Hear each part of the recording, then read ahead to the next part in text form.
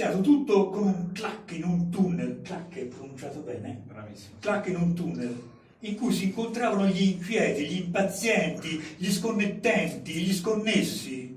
Un cerchio formato da fuliggine e cenere, tra la roccia rotta, sotto la sede dei binari, le olivette, le Underwood nelle stazioni dell'orologio, dattilografi che si guardano dentro. E dal cerchio sono emersi mucchi macchiati di carta protocollo e di carta velina, carta cancellabile, di lino, cotone, fatta a mano, porosa e ruvida, srotolata sui rulli, carrelli che tornano a capo con uno schiocco.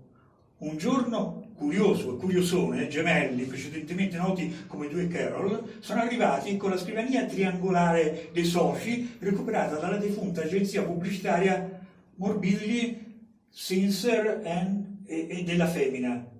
L'hanno messa saldamente al centro del cerchio, si sono seduti davanti ai loro strumenti, lasciando il terzo lato al fantasma della macchina da scrivere, e hanno messo a tutto volume una registrazione in loop, è santo, su un altoparlante da 3 pollici di un lettore di cassette incrinato che ha trascinato i dattilografi oracolari, i cui enunciati hanno attraversato le griglie della metropolitana come il vapore fino alla strada, evaporando prima di poter essere catturati, codificati, linkati, taggati, twittati, piaciuti, amati, derisi, condivisi. Ma tutto questo è venuto dopo.